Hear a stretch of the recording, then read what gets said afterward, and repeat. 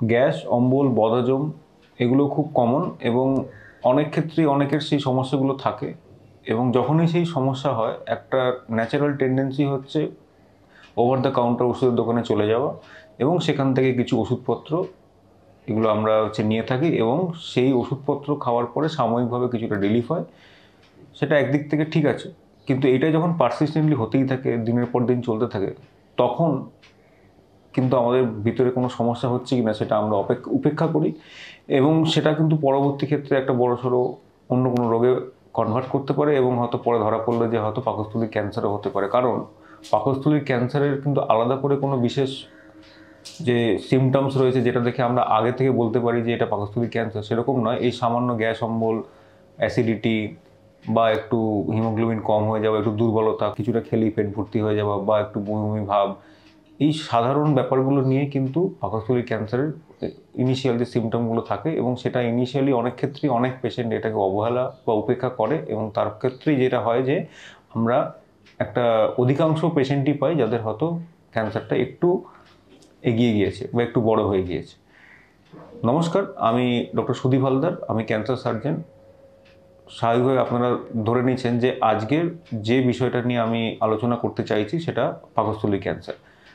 এখন গ্যাস অম্বল হলেই পাকস্থলী ক্যান্সার হবে সেটা নয়, কিন্তু এই জিনিসটা যখন দিনের পর দিন হতে থাকছে বা কমছে না বা অন্য কোনো সমস্যা দানা বাঁধছে, দুর্বলতা লাগছে, হিমোগ্লোবিন কম হচ্ছে, খাওয়া দাওয়ার রুচি কমে যাচ্ছে বা কিছুটা খেলেই পেট ভর্তি হয়ে লাগে, তো এই সমস্ত কিছু সমন্বয় যখন হচ্ছে তখন ডেফিনেটলি একজন ডাক্তারবাবুর সান্নিধ্যে আসাটা খুব দরকার এবং সেই অনুযায়ী কিছু ইনভেস্টিগেশন করা খুব জরুরি হয়ে পড়ে এবং তার মধ্যে একটি ইনভেস্টিগেশন যেটা ন্যাচারালভাবেই অনেক পেশেন্টই অ্যাভয়েড করে সেটা হচ্ছে আপার যে এন্ডোস্কোপি বা এন্ডোস্কোপি, যেটার মাধ্যমে আমরা পাকস্থলীর ভেতরে কিছু সমস্যা হয়ে রয়েছে কিনা দেখে নিতে পারি। এখন এন্ডোস্কোপি শুনলে অনেকেই বলে যে না, গলার মধ্যে একটা নল ঢোকানো হবে, একটা ব্যথা, আমার ভয় করে। তো যেটা করতে হবে সেটা করতে হবে, কারণ এই ব্যাপারটা না হলে এন্ডোস্কোপি করে না দেখলে কোন পজিশনে সেই কোনো ঘা আছে কি নেই বা থাকলে তার সঙ্গে আনুষঙ্গিক আরও কিছু কিছু পরীক্ষা যেমন আরইউটি, র্যাপিড ইউরিয়াস টেস্ট, যে এইচ পাইলোরি ইনফেকশন আছে কিনা, এই পরীক্ষা নিরীক্ষাগুলো এন্ডোস্কোপি ছাড়া করা সম্ভব নয় এবং সেখানে পুরো মিউকোজা মানে ভেতরের যে ছবিটা আমরা এন্ডোস্কোপি করে দেখতে পারি সেটা কিন্তু সিটি স্ক্যান বা অন্য কোনো পরীক্ষার মাধ্যমে খুব ভিতরের জিনিসটা দেখা পসিবল হয় না। তো একই রকমভাবে সিটি স্ক্যান বা অন্য কিছু ক্যান্সার ক্ষেত্রে যেমন দরকার, এন্ডোস্কোপিটাও একটা খুব মাস্ট। যে এক নম্বর সেটা ডিসাইড করা যে এটা আদৌ শুধু গ্যাস্ট্রাইটিস বা কোনো বিনাইন আলসার নাকি এটার মধ্যে কোনো ক্যান্সারের মতো কোনো কিছু লুকিয়ে রয়েছে, সেটা আমরা ছবি দেখে এবং দরকার হলে বায়োপসি করে সেটা আমরা প্রমাণ করতে পারি। সুতরাং এন্ডোস্কোপি একটা খুব ইম্পর্ট্যান্ট একটা ইনভেস্টিগেশন এবং যখন এই অ্যাসিডিটি, অম্বল এগুলো যখন খুব বেশি করে হতে থাকছে তখন একটা রুটিন ইনভেস্টিগেশনের মধ্যে কিন্তু একটা এন্ডোস্কোপি পড়ছে এবং এন্ডোস্কোপিটা কিন্তু করানোটা তখন খুব জরুরি হয়ে পড়ে। তো এন্ডোস্কোপি, বায়োপসি এই দিয়ে একটা ডায়াগনোসিস, একটা প্রমাণ করা জায়গায় আমরা পৌঁছতে পারি যে এটা পাকস্থলীর ক্যান্সার কিনা। এখন পাকস্থলীকে যদি আমরা ভাগ করতে পারি যে ওপরের দিকে কার্ডিয়া বা ওপরের একটা অংশ, ফান্ডাস তারপরের অংশ বডি এবং অ্যান্ট্রাম নিচের অংশ, তো এই চারটে ভাগে আমরা পাকস্থলীকে ভাগ করছি।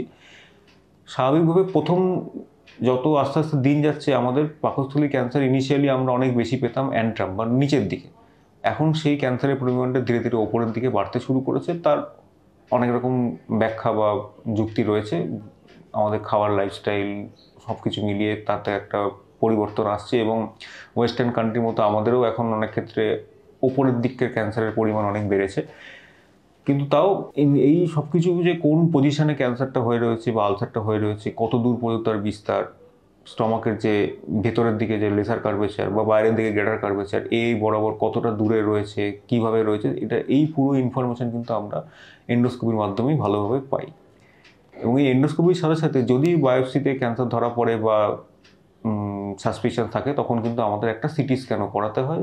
যে সিটি স্ক্যানের মধ্যে আমরা দেখতে পারি যে ওই যে ক্যান্সারের যে ভিতরে যে ঘা হয়ে রয়েছে সেটা পাকস্থলীর মধ্যেই সীমাবদ্ধ না অন্য কোনো জায়গায় এগিয়ে গিয়েছে। যে বিষয়ে স্টেজিং নিয়ে অলরেডি আমি একটা আগে ভিডিও করেছি যে স্টেজিং কী বা গ্রেডিং কী সেই ব্যাপারে। এবং এই যে আমাদের ইনভেস্টিগেশন যে সিটি স্ক্যান, এই সিটি স্ক্যানের যে কোথায় কোথায় তাদের সীমাবদ্ধতা সেটা নিয়েও আগে আমরা একটা প্যালিয়েটিভ সার্জারি কখন করা হবে বা কী করা হবে তাতে বলা হয়েছে। তো সংক্ষেপে বলতে পারি যে রেজলিউশন বাড়ছে আমাদের investigation, CT scan, PET CT scan এগুলোর যে আধুনিকতা অনেক বাড়ছে এবং আমাদের ডিটেকশন রেট অনেক বেড়ে গেছে। তাও অনেক ক্ষেত্রে অনেক কিছু আমরা সিটি স্ক্যানের মাধ্যমে বুঝতে পারি না, তখন আমাদের অন্য উপায়ে বা অপারেশনের সময় আমরা তখন দেখতে পারি যে কিছু জিনিসটা স্প্রেড করে গেছে বা এগিয়ে গেছে। তো যাই হোক, সিটি স্ক্যান, বায়োপসি, এন্ডোস্কোপি এটা একটা মেন ইন্টিগ্রাল ইনভেস্টিগেশন। এটা হওয়ার পরেই আমাদের তখন ঠিক করতে হয় যে আমরা কিভাবে এই ট্রিটমেন্টটাকে সাজানো হবে। এই পাকস্থলীর ক্যান্সারের একটা মেন ট্রিটমেন্ট হচ্ছে অপারেশন। এখন অপারেশন করার আগে অনেক সময় আমাদের কেমোথেরাপি দেওয়ার প্রবণতা বা একটা প্রয়োজনীয়তা দরকার পড়ে। সেটা ডিপেন্ড করছে যে সেই ক্যান্সারটা কতটা তার বিস্তার হয়েছে, গ্ল্যান্ড বা নোড কিছু আছে কি না, আরও অনেক কিছু বৈশিষ্ট্যের উপরে। বিভিন্ন রকম স্টাডি বা রিসার্চের ফলাফল অনুযায়ী আমরা এখন ম্যাক্সিমাম অনেক ক্যান্সারের ক্ষেত্রে আগে কেমোথেরাপি দিয়ে অপারেশনের দিকে যাচ্ছি, যেটা নিউ অ্যাডজুভেন্ট কেমোথেরাপি বলা হচ্ছে। তো এই নিউ অ্যাডজুভেন্ট কেমোথেরাপি নিয়ে অলরেডি আমার একটা ভিডিও রয়েছে, সেখানে বিস্তারিতভাবে আমি বলার চেষ্টা করেছি যে নিউ অ্যাডজুভেন্ট কেমোথেরাপি এগুলো কী। তো এই নিউ অ্যাডজুভেন্ট কেমোথেরাপির পরে অপারেশন বা অপারেশনের পরে কেমোথেরাপি, এই একটা মেজর ট্রিটমেন্ট হচ্ছে পাকস্থলী ক্যান্সারের ক্ষেত্রে। এবং এই ট্রিটমেন্টে পাকস্থলীর একটা পোর্শন বা যদি ওপরের দিকে কখনো পাকস্থলী ক্যান্সার হয়, সেক্ষেত্রে হয়তো পুরো পাকস্থলীটাই আমাদের বাদ দেওয়ার দরকার পড়তে পারে। এবং এই পাকস্থলী বাদ দিয়ে দেওয়ার পরে যে ডিসকন্টিনিউটি হলো, সেই ডিসকন্টিনিউটিটাকে আমাদের আবার কন্টিনিউটি করার জন্য আমাদের একটা রিকনস্ট্রাকশন বা খাদ্যনালীর নিচের পোর্শন বা জেজুনাম যেটাকে বলা হয়, সেই জায়গাটাকে আমরা ওই জায়গায় সঙ্গে জুড়ে দেওয়া হয়, যেটাকে অ্যানাস্টোমোসিস বলা হয়। তো এইটা হলো মেন অপারেশন, এবং তার সঙ্গে অ্যাসোসিয়েটেড গ্ল্যান্ড এগুলো যেরকম পরিষ্কার করা হয়। তো এটা একটা মেজর অপারেশন, এবং এই অপারেশনের পরে যখন পুরো রিপোর্টটা আমরা প্যাথোলজি ডিপার্টমেন্টে যায়, তখন ওরা একটা বিশ্লেষণ করে সেটা দেখে নিয়ে আমাদের একটা রিপোর্ট দেওয়া হয়, যে সেই রিপোর্টের উপর ভিত্তি করে যদি আগে কেমোথেরাপি দেওয়া হয়ে থাকে 4টে সাইকেল, তাহলে আবার অপারেশনের পরে 4টে সাইকেল কেমোথেরাপি দিতে হয়। আর যদি আগে কেমোথেরাপি না দিয়ে আগে প্রথমে অপারেশন করে, তখন আবার 4টে বা 8টা, ডিপেন্ড করছে তার উপর ডিপেন্ড করে আমাদের কী কেমোথেরাপি দেওয়া হবে, তার উপর সাইকেল ডিপেন্ড করছে, এবং সেক্ষেত্রে কেমোথেরাপি দেওয়া হলো। তো এটা একটা সারিয়ে তোলা যে কিউরেটিভ ইন্টেনশন যে সার্জারি, সেই কিউরেটিভ ইন্টেনশন সার্জারির একটা মেন ট্রিটমেন্ট হচ্ছে পাকস্থলী ক্যান্সারের একটা মেন ট্রিটমেন্ট। এবং এই পাকস্থলী ক্যান্সারের, যেহেতু আমরা পাকস্থলীর একটা পোর্শন বা একটা গোটা পাকস্থলী বাদ দিয়ে দেওয়া হচ্ছে, তো সেক্ষেত্রে আমাদের খাওয়া দাওয়া এবং পোস্ট অপারেটিভ ডায়েট এটা খুব গুরুত্বপূর্ণ হয়ে দাঁড়ায়। কারণ আমরা যখন পাকস্থলী ইনট্যাক্ট থাকছি, তখন হয়তো অ্যাট এ টাইম অনেকটা খাবার আমরা খেয়ে নিতে পারছি, কিন্তু যখন আমাদের পাকস্থলীর একটা পোর্শন বাদ হচ্ছে বা পুরো পাকস্থলীর পোর্শন যদি বাদ হয়ে যায়, তখন তাহলে কিন্তু আমাদের সেই ক্যাপাসিটি, সেই পরিমাণ খাবার যেটা হয়তো আমি আগে এক থালা ভাত খেতে পারতাম, সেটা কিন্তু আমি অতটা খেতে পারবো না, কারণ ওটা খাওয়ার মতো জায়গা কিন্তু নেই। সেই জিনিসটা বোঝাটা খুব দরকার। এবং সেই সময় যেটা আমাদের করতে হয় যে স্মল ফ্রিকুয়েন্ট মিল, মানে অল্প অল্প করে, সেটা আমরা পেশেন্ট ওয়াইজ তার বডি হ্যাবিটেস অনুযায়ী ডায়েটিশিয়ানের সাথে কনসাল্ট করে তখন আমরা একটা ঠিক করে দিই যে মিনিমাম উনি অ্যাট এ টাইম কতটা খাবার খাবেন এবং তার ফ্রিকুয়েন্সি কত হবে, যাতে ওনার যে একটা বডির ক্যালোরিক যে রিকোয়ারমেন্ট, যে পরিমাণ ওনার খাবার দরকার উইথ প্রোটিন, ফ্যাট, ভিটামিন যা যা লাগবে, সেই অনুযায়ী একটা সেই মেনটেন ওনাকে করতে হবে। একবারে যেন উনি খুব বেশি খাবার খেয়ে না ফেলেন। একবারে খুব বেশি খাবার খেয়ে ফেললে যেটা সমস্যা হবে, এক ওনার খুব পেট ফুলে যাওয়ার মতো একটা ব্যাপার হবে। অনেক সময় পেশেন্টের হঠাৎ করে সুগার ফল করে যাওয়ার কিছু সম্ভাবনা হতে পারে। এরকম বিভিন্ন রকম কমপ্লিকেশন এই অপারেশনের পরে হয়। সুতরাং ডায়েট এই অপারেশনের পরে একটা খুব গুরুত্বপূর্ণ, এবং কখনোই যেন পেশেন্ট অতিরিক্ত যেটা পরিমাণ বলা হয় তার থেকে বেশি না খায়। তো এটা অপারেশনের পরে একটা ইম্পর্টেন্ট। হ্যাঁ, আস্তে আস্তে পেশেন্টের অ্যাডাপ্টেবিলিটি বাড়ে যদি পাকস্থলী পরিমাণ কিছু রাখা যায়। যদি লোয়ার পোর্শন অফ দ্য স্টমাকে টিউমার থাকে, সেক্ষেত্রে যদি আমরা ডিস্টাল স্টমাকটাকে বাদ দিই, বাকি স্টমাকটা আস্তে আস্তে অ্যাডাপ্ট করে যায়। আস্তে আস্তে হয়তো পেশেন্ট হয়তো পুরোটা আগের মতো না হলেও বেশ কিছুটা খেতে পারে, কিন্তু টোটাল গ্যাস্ট্রেক্টমি বা পুরো স্টমাক বাদ দিলে তখন কিন্তু সেই জায়গাটা রিচ করা খুব ডিফিকাল্ট। এবং সেটা মাথায় রাখতে হয় যে আমাদের স্মল ফ্রিকুয়েন্ট মিল খেতে হবে, এবং একবারে যেন পেশেন্ট বেশি করে না খেয়ে নেয়। এবং এই নিউ অ্যাডজুভেন্ট কেমোথেরাপি সম্বন্ধে আরও বলতে পারি যে এই অপারেশনের পরে যেহেতু খাওয়া দাওয়ার একটা মূল সমস্যা, একটা নিউট্রিশনাল প্রবলেম একটা অনেক সময় হয়, সুতরাং অনেক ক্ষেত্রে যাদেরকে আমরা আগে কেমোথেরাপি দিচ্ছি, তাদের সেই কেমোথেরাপিটা সহ্য করা বা তার সেই কেমোথেরাপি নিয়ে অপারেশন করার জায়গায় পৌঁছানোর প্রবণতাটা অনেক বেশি থাকে, কারণ ওই সময় পেশেন্টের খাওয়া দাওয়াটা রিলেটিভলি অনেক ভালো অবস্থায় থাকে। সুতরাং এটাও একটা দিক যে নিউট্রিশনাল যে প্রবলেম বা সমস্যা, সেগুলো কিন্তু অপারেশনের পরে একটু বেশি হয়। অনেক পেশেন্ট হয়তো খাওয়া দাওয়ার রিকোয়ারমেন্ট, যেটুকু ক্যালোরি ওনার দরকার, সেটা উনি খেতে পারছেন না, এবং সেটা খেতে পারছেন না বলে তার দুর্বলতা এগুলো থেকে যায়। তখন অনেক পেশেন্টই থাকে আমাদের ডিফল্ট করে যায়, অনেক পেশেন্ট কেমোথেরাপি নিতে পারেন না। তো এটা একটা দিক, সেজন্য আমাদের নিউট্রিশনের উপর খুব জোর দিতে হয়, এবং যেরকমভাবে বলা হয় সেই হিসাবে আমাদের নিউট্রিশন, তার প্রোটিন রিকোয়ারমেন্ট, তার ক্যালোরি রিকোয়ারমেন্ট আমাদের ফুলফিল করতে হয়।